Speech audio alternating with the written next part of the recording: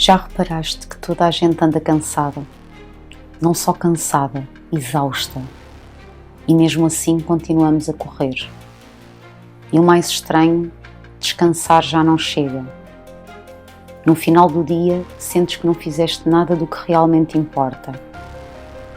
Há um tempo atrás, descobri algo que mudou completamente a forma como vejo a vida. Chama-se Slow Living e não é nada do que eu pensava.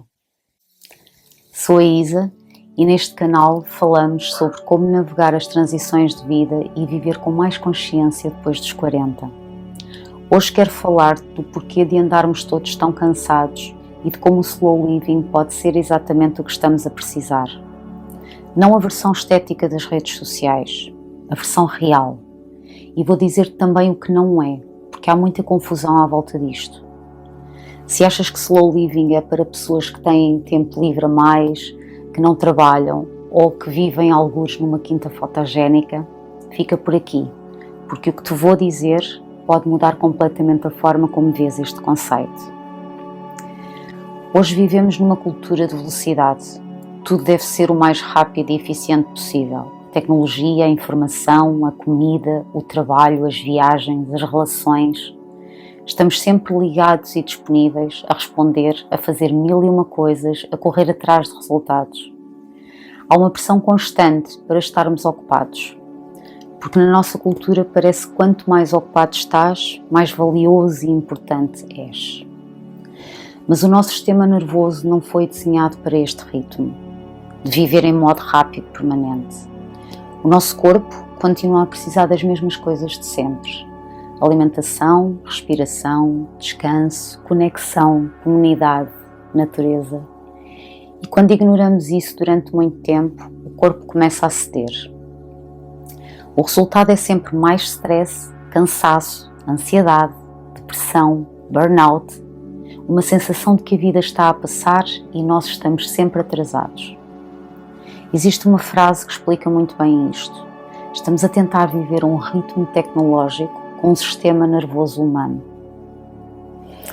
Há um nome para o que muitos de nós sentimos, a pobreza de tempo. É essa sensação constante de que nunca há tempo suficiente. Eu conheci isso muito bem. Durante muito tempo vivi assim, uma vida preenchida e frenética, sempre ocupada e de um lado para o outro, a fazer mil e uma coisas ao mesmo tempo, a tentar fazer mais para me sentir valorizada, até que entrei em burnout e o meu corpo disse chega. E talvez tu também estejas a sentir isso, não necessariamente um burnout, mas uma velocidade que já não é a tua. Quando há um ano atrás decidi deixar o trabalho e começar a viver noutro ritmo, descobri o movimento Slow Living. E não é aquilo que muita gente pensa, e muito menos o que aparece nas redes sociais.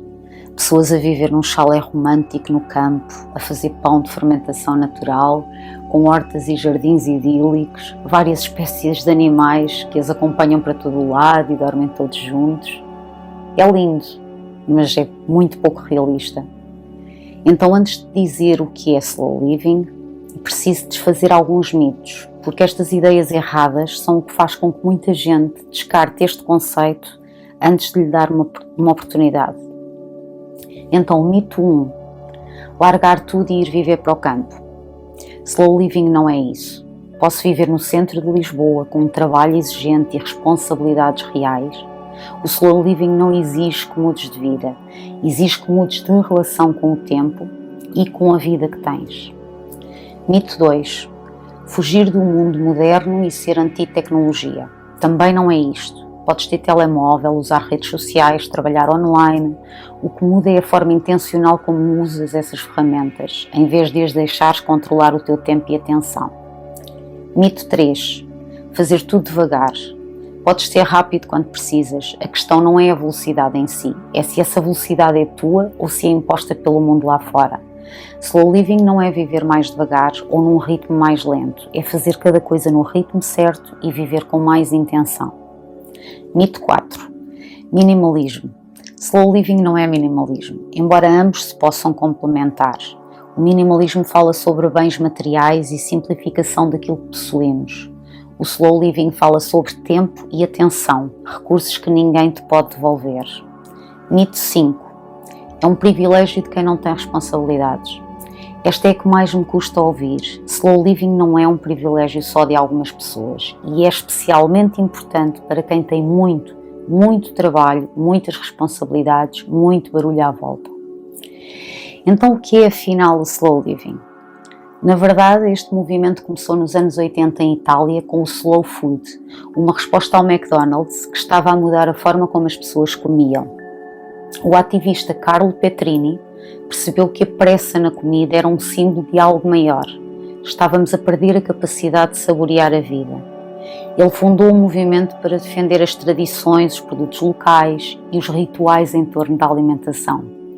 Isto marcou o início de uma contracorrente que viria a expandir a filosofia slow a todos os aspectos da vida: turismo, arquitetura, trabalho, medicina, comunidade, natureza, criatividade, arte.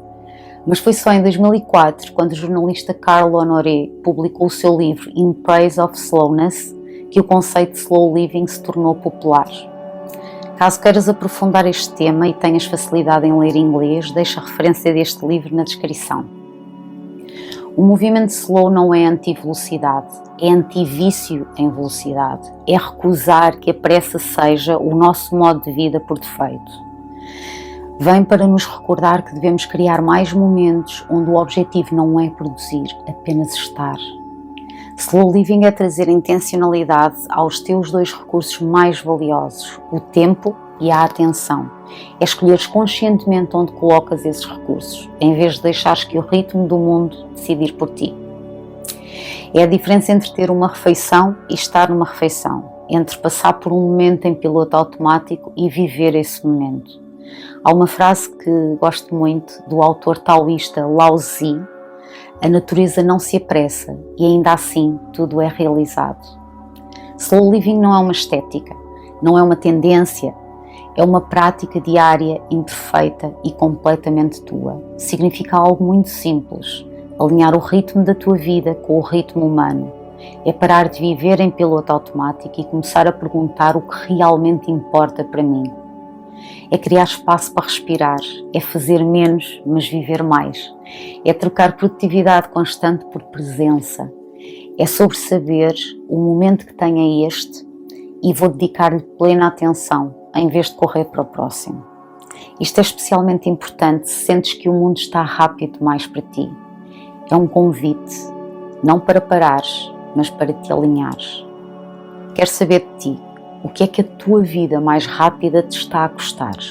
Escreve nos comentários, quero muito ler as respostas e prometo que leio tudo. E se este tema te faz sentido, considera subscrever o canal, porque aqui falamos sobre como viver devagar num mundo que nunca abranda. Podes também ver este vídeo sobre formas de recomeçar depois dos 40 sem largar tudo. Obrigada por estares desse lado, até ao próximo vídeo.